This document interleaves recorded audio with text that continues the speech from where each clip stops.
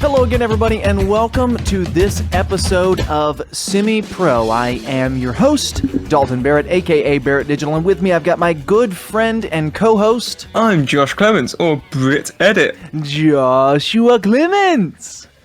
He's here. He's rocking and rolling. I've been enjoying that name for years now. Absolutely you have, and you always will. And we're gonna talk a little bit later in the episode about, give our recap of The Boys Season 2, our review of that. We're also gonna talk some predictions for The Mandalorian Season 2, which we're really, really excited about. But before we do that, I have got the greatest piece of news you maybe have ever heard. Okay. I'm going to really intrigue you with the headline only, and I want you to elaborate on the feeling you get just from this headline. The James Bond No Time to Die crew dumped $70,000 worth of Coca-Cola for an insane James Bond motorcycle stunt. I don't know what I was expecting, but I definitely wasn't expecting that. Isn't it great? The No Time to Die crew ended up dumping $70,000 worth of soda for one of the film's wild stunts. James Bond's latest adventure has been pushed back multiple times, but those heart-pounding stunts are already in the can. Lee Morrison has been a constant on the 007 series for many years, and he told Total Film that Coke is one of the secrets that the team uses to make sure that nothing goes wonky with motorcycle accidents. Usually the bike sequences are fairly straightforward, but this one called for, get this, 8,400 gallons of the soft drink to be scattered on the roadways of Italy. I didn't even think they'd use it like that. I thought it was going to be like, oh, they use it as a replacement for gasoline. No. So understand, I'm going to keep reading here. It makes the riding surfaces sticky, and that's a huge concern when your stunt rider is jumping 25 feet in the air at 60 miles per hour. So when he jumps and lands on the Coke, on the soda, it's so sticky that it keeps the motorcycle from toppling over. So they glued down the roads? Essentially, they just made them really sticky so that when the motorcycle lands on the road, it doesn't topple over. It's absolutely incredible.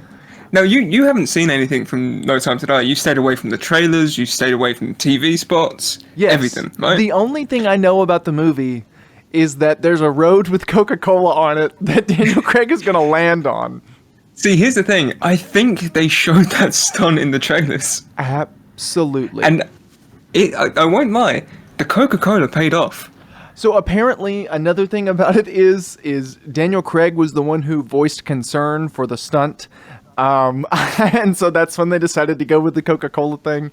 I'm just really excited, not only for this movie, but that was just such a beautiful headline that I had to share it on the show. I like that they weren't going to use the Coca-Cola until Daniel Craig was like, hey, this stunt seems kind of dangerous. Like, don't you think we should have some safety precaution? And Lee was just like, yeah, I got an idea.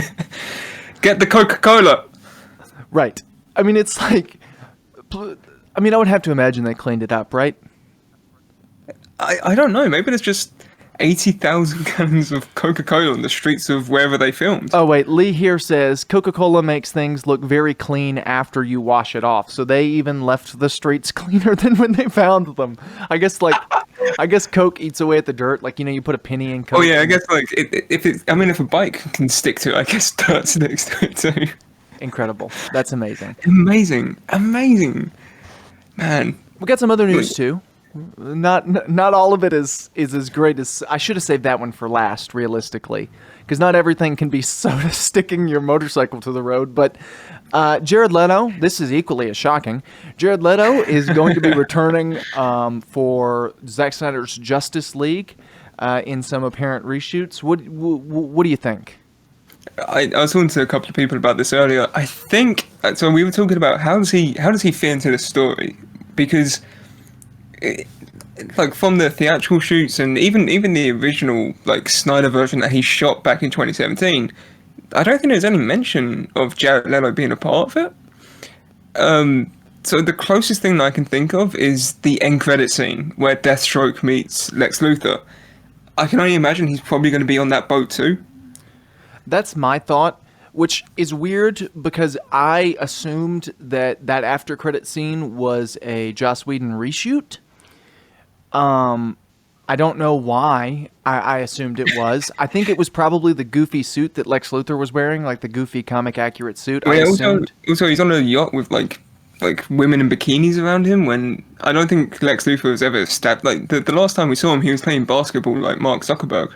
Right. It just felt like such a departure from that Lex Luthor that we had gotten that I assumed it was a reshoot, and maybe it was. I mean, maybe that just gives Maybe he's Zack Snyder- reshooting the reshoot. Right. Well, my only thing with this, because I've gotten some people, trying to gauge my opinions, and I like it. This is one of the things. It's very funny because the things that people don't seem to like about the Snyder Cut and the DC movies are the things that I seem to like. This is one I'm pretty excited for because I think Jared Leto has a lot of potential as Joker. I really like him as an actor, and I think he could really fill out that role. So I'm excited to see more of him. With every bit of passing news that we get about the Snyder Cut, we get more and more proof that the Snyder Cut did not exist prior to this. Well, I think we should elaborate. The version of the Snyder Cut that we are seeing did not exist prior to this.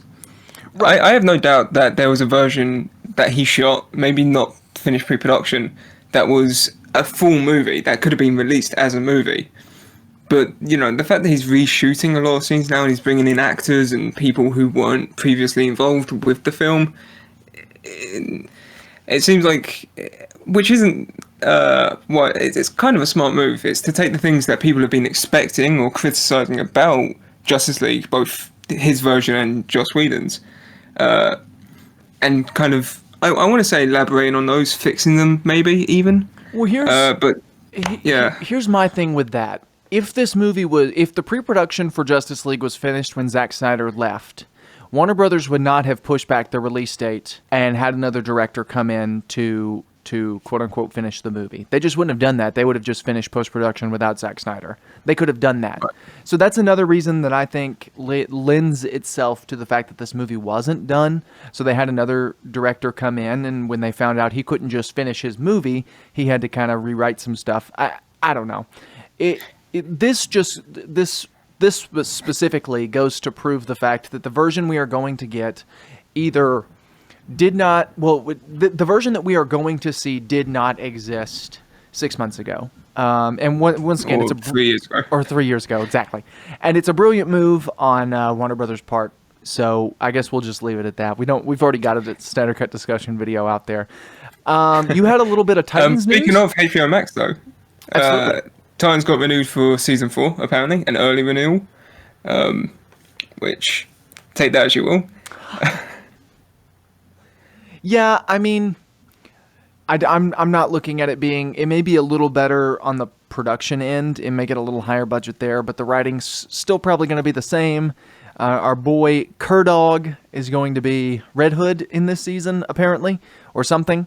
Yeah, and I'm all for new incarnations of old characters. That's how you get the Dark Knight, by taking something that everyone knows and going, okay, but what if it was this? Well, I just don't think that the Titans team has the same quality as the Dark Knight. Well, that's how you get Red Hood in general, right? You take Robin and you make him an anti-hero, right? You take Robin and then you steal the Winter Soldier story and bam, now you got Red Hood. I don't know which one came first. It could have been the other way around. But I don't know. We'll see. I'm not going to watch it, but if somebody turns around and says, hey, this season's actually really, really good, then I may sit down and only watch season 4. I watched a little bit of season 1, a little bit of season 2, and whatever. But it's just not for me. I would, but HBO Max still hasn't released it, and neither has DC Universe. I'm not salty about that whatsoever. It'll be fine, Josh. It'll be okay. Don't sweat. Yeah, I don't mind having to have 6 different streaming services just to watch all the shows. They'll get to you. They'll get to you eventually. Well, all right. Speaking of streaming services, speaking of television, let's talk about The Boys. The Boys, and just full forewarning, we're going to enter spoilers for The Boys season 2. Overall, what did you think? I liked it.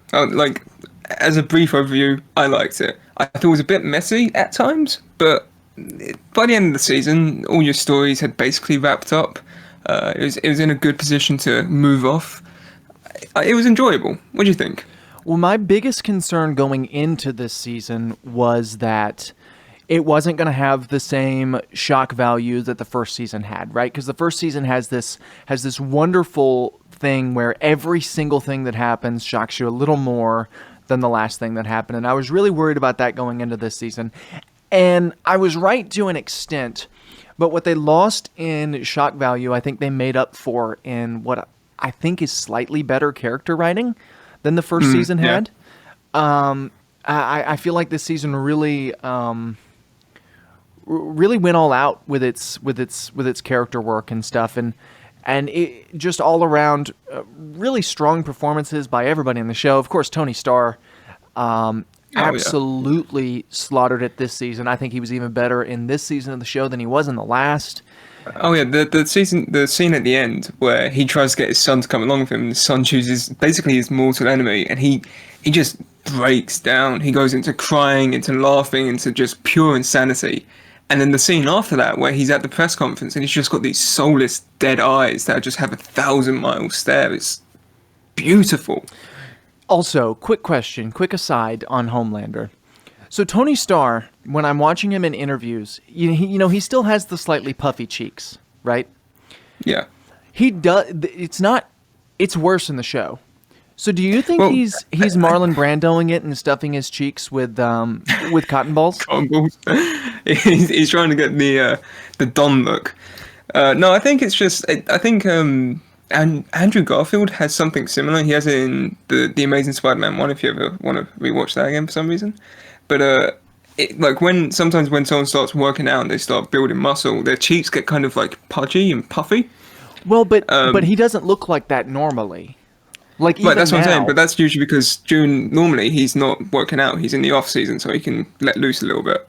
But I'm talking like ever. Like he doesn't, even in Banshee, he was in great shape in Banshee and he didn't have that same thing going on. I'm almost convinced that he's Brandoing it. And if we ever have a chance to have him on this show, which we won't, but if we do, I genuinely want to ask if he's stuffing his cheeks with cotton balls, because I am borderline convinced that he is. Well, his thing, he's either Brandoing it, or he's got the Tom Holland foggy mouth syndrome. Which is also a possibility. Well, but Tom Holland's it's one of life's great mysteries. But I don't know. There's something about it where I don't know, man. I genuinely don't know. Maybe Homelander is actually stuffing his mouth so that he looks more commanding, so that he looks like Marlon Brando. So quickly, I want to get your opinion. Stormfront as the villain of this season, I thought was absolutely incredible. I don't know. I haven't read the Boys comic, but I know I've heard it's hit or miss, and it's not as good as the show. And I know Stormfront in that is a guy, but I don't know if they changed up any of their character. But I know that Stormfront as the villain of this season was phenomenal. Absolutely stellar performance by that actress. I can't remember her name off the top of my head. Aya Cash.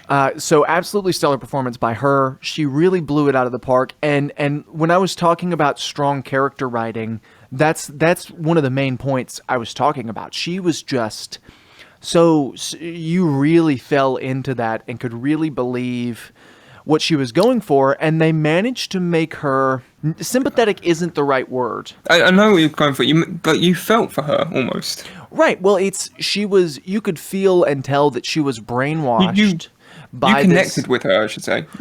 You could tell that she didn't believe these things because she was raised in that era. It's not inherently her fault. Right. It would have been really easy to just make her like the Nazi woman who was just absolutely disgusting and the worst person of all time. Like that would have been really easy. Yeah. But what they did, they kind of walked the line with that, where they obviously outed her as a Nazi, but they treaded a line where she didn't go full so far into it that you just felt complete hatred.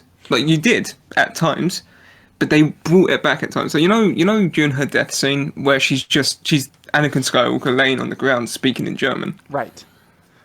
Someone on Reddit broke down what she was saying, and she was so delusional at that point that she thought she was talking to Frederick and her daughter. She was like, "Do you remember the first time that she bit an apple from underneath the tree? it was such a lovely day, Frederick. And it's like that kind of thing. It's genuinely almost emotional. Well, you can tell that they put a lot of thought into that character. You can tell that they didn't just say, "Okay, she's an evil Nazi." You can tell that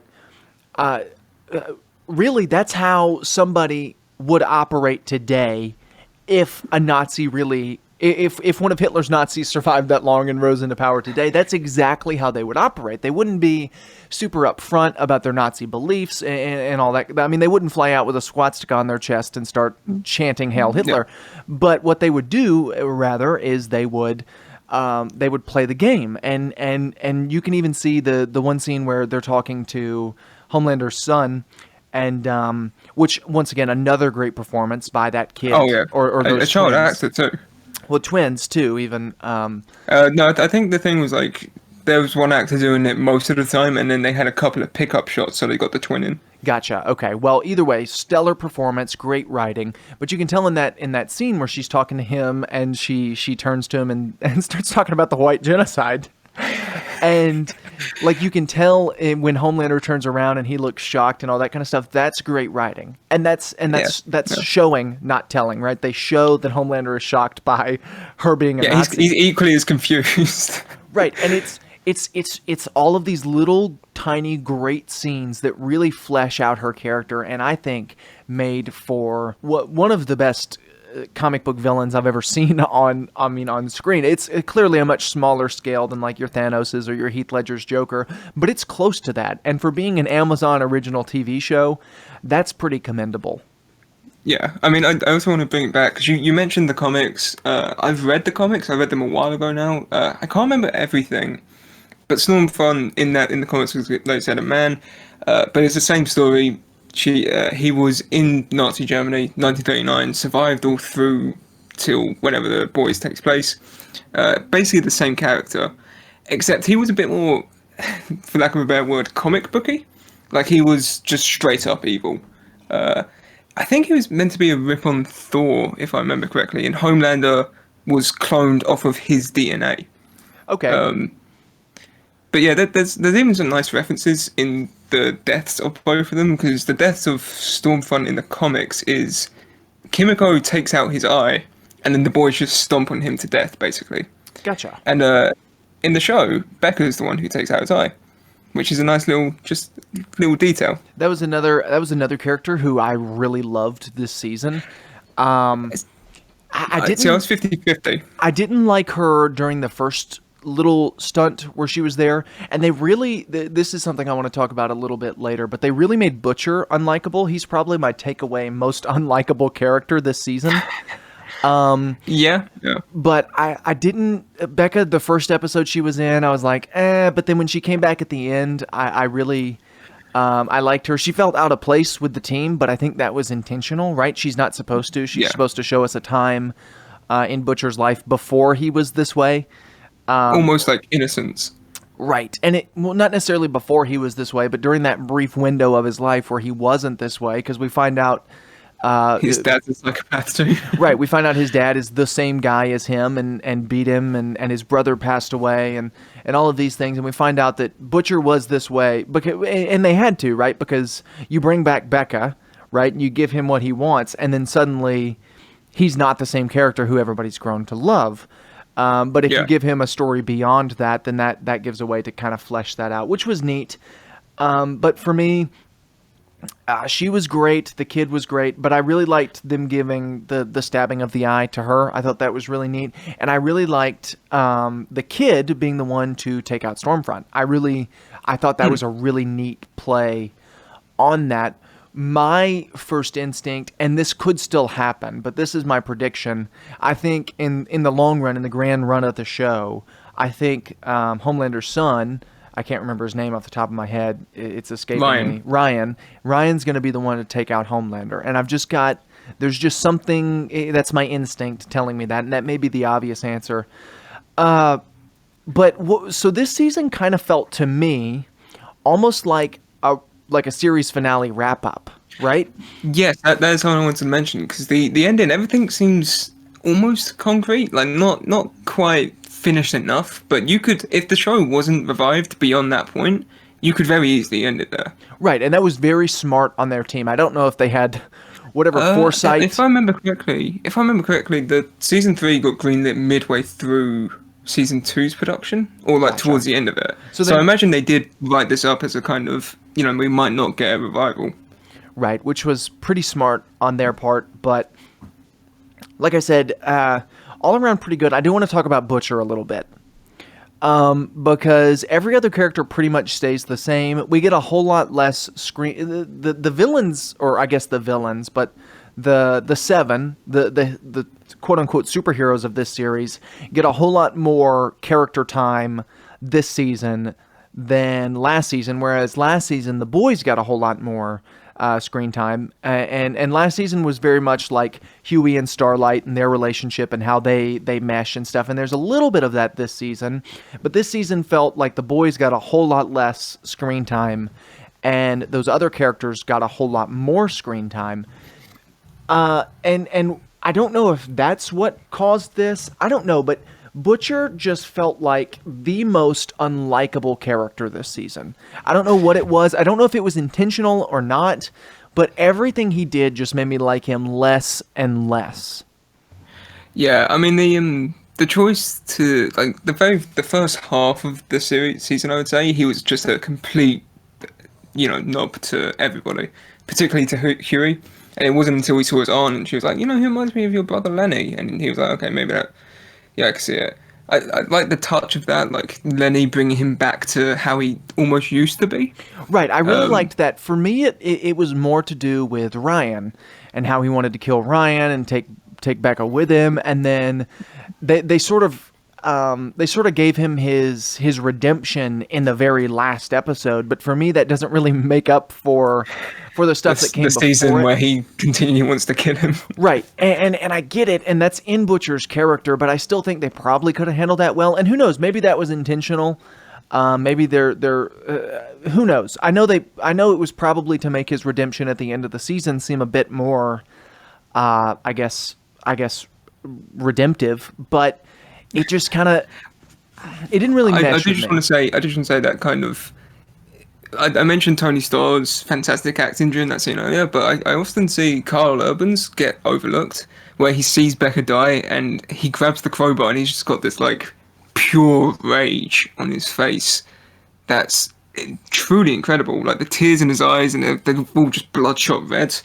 Like fantastic acting just all around this season, really. I don't think there's anyone who stands out. No, nobody in particular stood out to me as I mean, everybody was great. I do love that scene where Homelander looks at him and he goes, "You're really just going to let the kid who killed your wife like go free or whatever, or like you're really going to side with him?"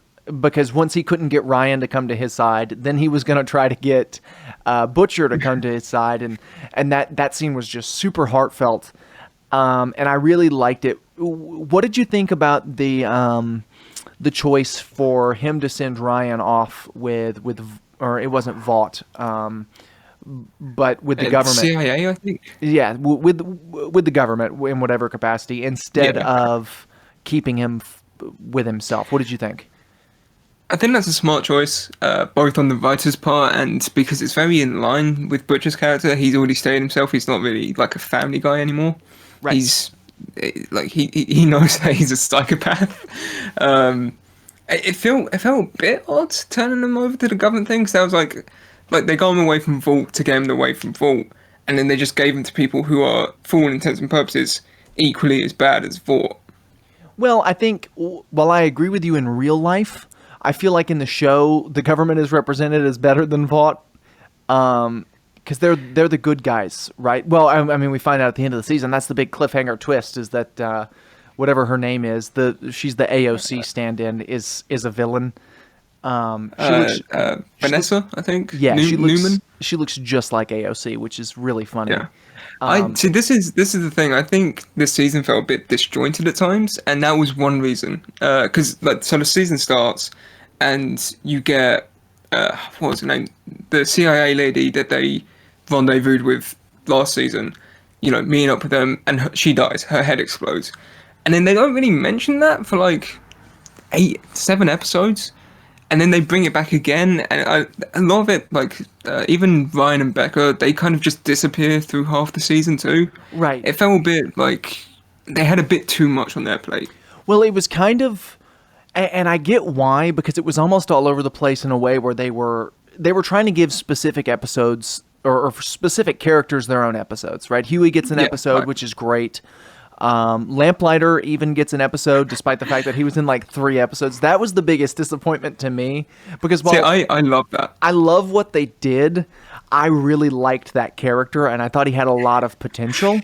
And then they just kill him off, which was fine. That's the best way to have him go. I'm glad that they killed him off instead of keeping him around. But I wish In the comics, he's a zombie too. Oh, neat. I wish that they had. I wish that they had utilized him more. Maybe if he was with the team for like the first half of the season, that would have been different. I don't know. Another thing that was kind of neat is this.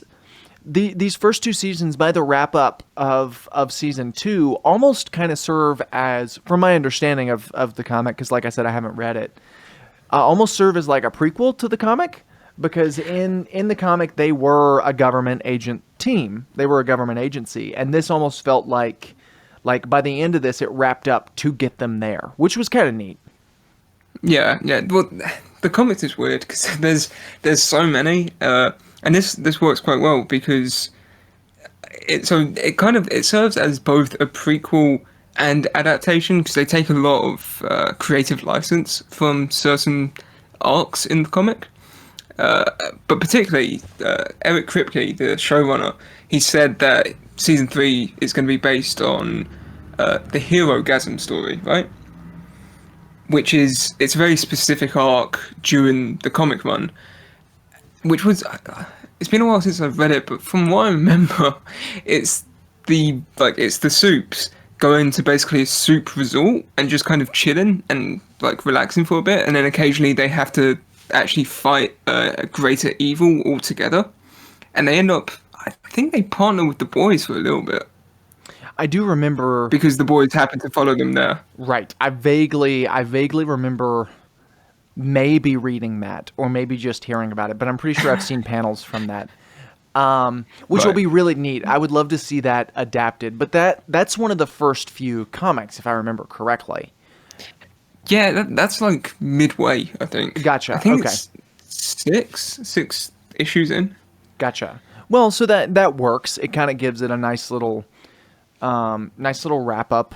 Or not wrap up, because we have no idea how long this is going to go. Plus, we're getting a spinoff, which is really neat. I don't know. All in all, one of the things, I think this season probably went through some moderately extensive rewrites. Just given the fact, I don't know that the AOC Rebecca character was supposed to be the one who was blowing people's heads up. I think that almost feels like it was added in kind of last minute to give this season a cliffhanger. Because if you remember earlier on in the season, when they go to the soup hospital or whatever, where they find Lamplighter, there's that one chick who blows stuff up, who escapes the hospital and then drives away, and then they never mention her again. Like it almost feels like she was supposed to be the person doing that. See, I'd have to disagree again there, because this is going into specifics. Like, you could very well be right, and they may have changed how her power works after the fact, but I don't see it, 'cause her power's a lot more destructive. She just kind of crushed people. The AOC character, she just like very specifically targeted heads.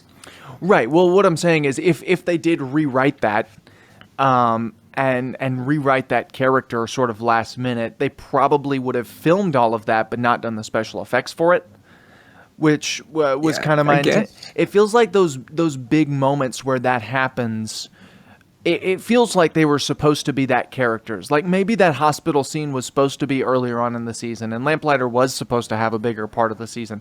I don't know, something about this season makes me feel like it was shuffled around a bit narratively.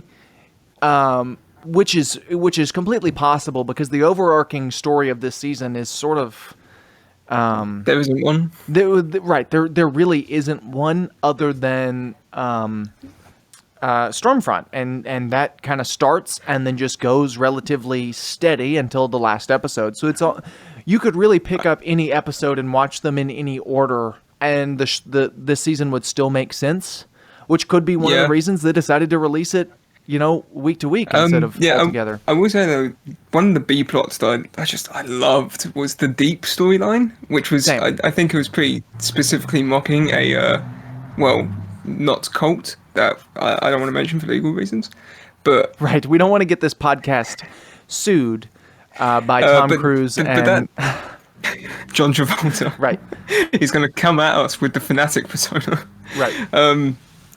But no, I love I know a lot of people had a few issues with the Deep storyline because it seemed so random compared to everything else. But I loved it. I thought it was fantastic.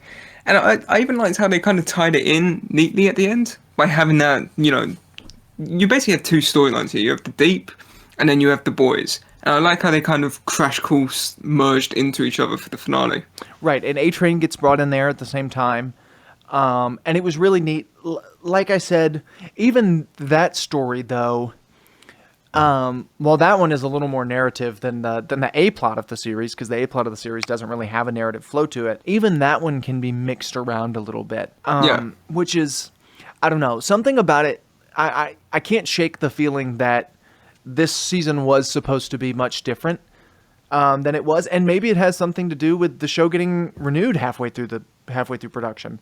You know what I'm saying? Like maybe this was supposed to be a definitive finale, and to give it that cliffhanger, they made that character, a possible future bad guy. I don't know.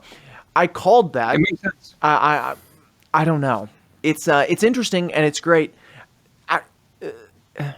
If there wasn't supposed to be more with that character, why introduce her? You know what I'm saying? Yeah, I mean, there's a chance that she could have been the one who was meant to be killed during the court hearing. That's also true. I mean, I just don't know. I mean, because she escaped the hospital, right? And she runs around and she drives away, and that's the big cliffhanger of an episode. And then we never see her again, which is maybe she's the villain of next season. I mean, maybe she's the big bad that we've got to fight at the resort. Who knows? I don't know. We'll find out at some point. Jensen Ackles in the next season as a Soldier Boy, which is always neat. Which is great. I'm wondering how they're going to... I know the writer said that they were going to keep the thing of him being the first real superhero. Their Captain America. Here's the thing. Here's the thing with this, because I was doing a bit more research on it back when the finale aired. They've already mentioned that the original Soldier Boy died in the series. I think they mentioned that, like, Mallory killed him, I think. Yeah. I don't know. So it's interesting. So and according to like a couple of screen tests that I saw, I think they're doing like, this is technically Soldier Boy 2, where this is another soup that's taking the identity to move on, which is going to be interesting because that's not something they did in the comics. In the comics, he was just Captain America who lived all that time. I would like to, and I know they probably won't, but I would really like to see him played straight. And by played straight, I mean like he's an actual, genuine good guy Boy Scout, very Captain America-esque. I would really like to see one superhero that's that way. And maybe he's just that way, but then he operates within the parameters of the rest of his team, so that inherently makes him a bad guy. Sort of like Maeve. Maeve is technically a good guy, but she just kind of does whatever Homelander tells her to, so she's inherently bad just because she doesn't do anything about it. I would like to see Soldier Boy in that same capacity, but given that this is the second version, who knows? I think Jensen Ackles is a great cast, and I think us talking about it it could be another Lamplighter situation where he's in one episode and then he dies. Who knows? That'd be great. I was talking to a friend about it, and this was before we knew that the original Soldier Boy had been killed, and we were thinking like, how could he play into the series? And he brought up a really interesting idea that I kind of wish they went with, where instead of being frozen, saving the world, he was just cryogenically frozen, like Walt Disney is. Okay. And they just kind of wait to bring him out like a giant PR stunt. Okay, now that could be neat. That would be a really interesting story, actually. Have him, like you said, cryogenically frozen, and then they just bring him out. After the Nazi thing, that would make perfect sense. Who do you bring out? You bring out the World War I hero. You get the guy you bring out Captain America. Right, you bring out the anti-Nazi Captain America. No, that would be really neat. And they may do that. They may, Right. even Yeah. if he is the second, maybe he's a clone or something. Who knows? That could be a really neat. Yeah, no, that's very possible. Yeah, It's going to be interesting because Soldier Boy in the comics is, for all intents and purposes, a complete wimp. right. And I know that you can't really take comic interpretations of characters and put them to what the boys Yeah. is going to do, because none of the characters seem to really line up, except for maybe like Kamiko, but she doesn't talk. So, Well, even she doesn't get a name in the comics. oh right. I don't know. That would be really interesting if. I think the clone thing would be a really interesting avenue to play with. Like he's just he's just a clone of the original that they bring out, like a mindless kind of Vought clone. That's a rumor. Well, not a rumor. That's a nice fan theory that people have about Black Noir. That he's a clone of Stan Edgar. Okay, that could be neat too. See, I would like to see them. People think that because he seems to respond directly to Stan Edgar. Like he has a direct phone call to him. He's the most obedient. They're both played. So Black Noir is played by Nate Mitchell, who people say look like what's his name, Giancarlo Esposito. Right, our boy. Yeah, our boy, the star of Mandalorian season 2. Right, which we're going to talk about here in just a minute. We're almost done with this. If you're bored of the boys already. But yeah, there's a lot of ways that they could take season 3 and presumably season 4, because I think they have 5 seasons planned. Right, and it did get renewed for season 3 and 4, if I remember correctly, right?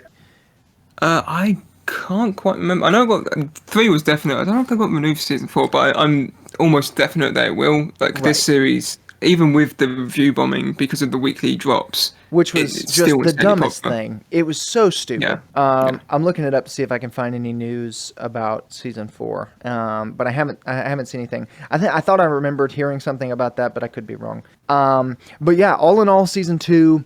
What do you think? Is it as good as the first season? Is it better? I think it's probably on par with the first season. I don't think I'd say it's better because I think it's just a tiny bit too messy for me. But it still holds up. It's still a lot of fun. It's phenomenal in like production, writing, acting. Literally ticks all the boxes. The characters are a lot more fun this time. They're a lot more. There's a lot more range with them going on, especially with like Maeve in the deep and stuff. One thing, and I want to ask you about the week to week thing here in a moment. One thing I also wanted to talk about. You know, me and you we're a fan of like the bad B movies and stuff. And one of the schlock auteurs of that is Roger Corman, and we're going to do an episode on Roger Corman at some point, probably as one of our retro reviews. But Roger Corman, one of the things he's famous for is knowing where to put the budget, right?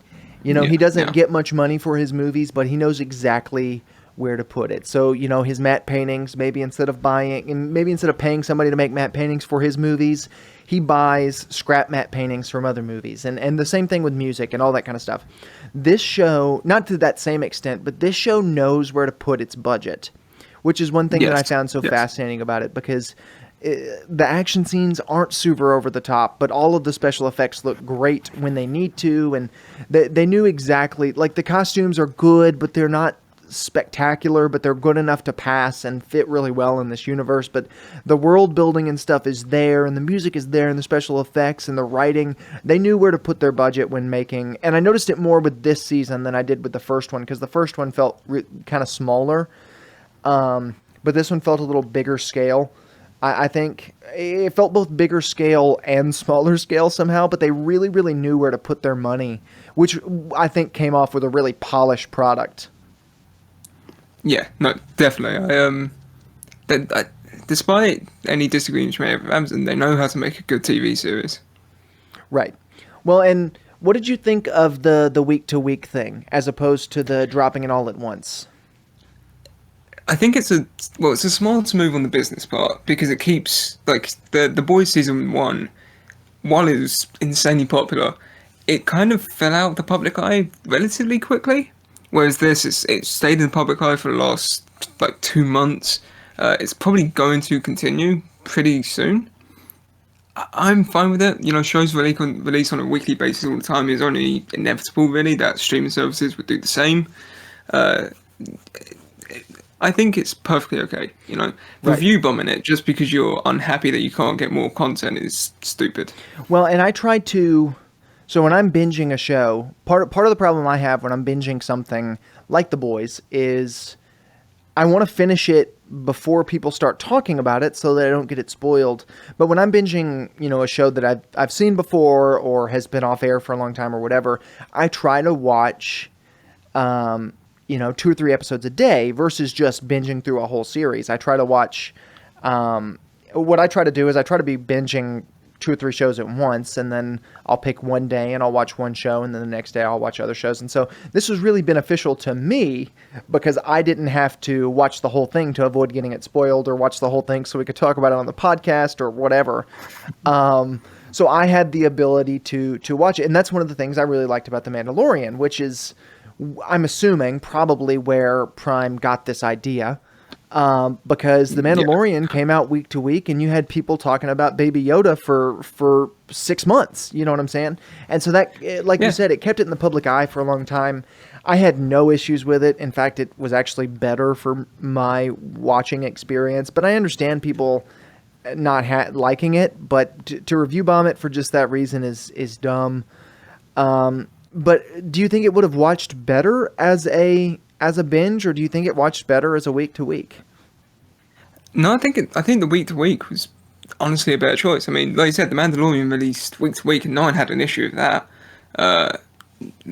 People liked it. It keeps the suspense going. It means you can end an episode on a cliffhanger, and you have people talking about it for the next 2 weeks, even after the episode releases. Right. Well, and I think part of having the slightly more disconnected story, where it wasn't as overarching as much as the first season was. And Mandalorian is another great example of that, because The Mandalorian was pretty much just one-off episodes until it tied it all together at the end, which was neat, and I really liked that, and it was refreshing to not have a show that just beats you over the head with its overarching story for hours upon hours. And so... And I think The Boys Season 2 operated a little more like that. It was a little slower, and it didn't start all at once, and it had each episode kind of started. It had a beginning, middle, and an end instead of the season having a beginning. So I think it really benefited from that. We'll see if the review bombing affects next season and affects how they release it. I doubt it will. I wouldn't think so. You have other variables too, like COVID going on and all of those things that probably affected releasing week to week. Because I do want to ask. I'm curious. How excited are you for The Mandalorian season 2 compared to The Boys? It's a tough thing. I'm not as cautious going into Mandalorian season 2 as I was going into The Boys season 2. Or are you talking about The Boys season 3? Which one are you talking about?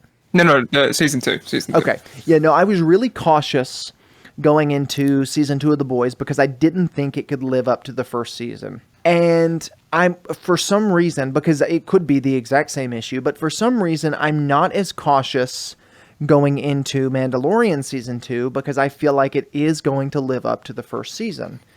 I don't know. I'm really excited. I didn't watch the trailer that just came out, but I don't know. I'm excited to see where this story goes because I could sort of feel out where they were going to go with the season 2 of The Boys, right? It was a pretty obvious narrative track to go the direction they went. Whereas Mandalorian, I have no idea what they're planning. I have no idea what's next. And that gets me really excited. The Mandalorian is such a refreshing take on Star Wars in general, which is a franchise that I have both love and hate for. It's such a refreshing take on Star Wars, and we've seen so much Star Wars so often. It's so nice to see this nice small-scale story, but I genuinely don't know really what they're going to do. You know what I'm saying? I'm in a different boat, but for different reasons. So I have seen the trailers for The Mandalorian season 2, and I think I'm a little bit more apprehensive, not because I think the season's going to dip in quality. I think it's going to be just as, if not better, than the first season, because now they've kind of found their stride. But the reason I'm apprehensive about it is because a lot of the Mandalorian season 2 trailer, and more so the casting announcements that have come out, point to it being more referential towards something like Star Wars Rebels, which I haven't seen. And I'm apprehensive in that. I think I'm scared that's going to affect my enjoyment because I feel like it might turn into a bit of too much fan service. Well, okay. Whereas I think the first season had just the right amount. I'll counter that with, I have seen Star Wars Rebels, right? I've seen Clone Wars and Rebels.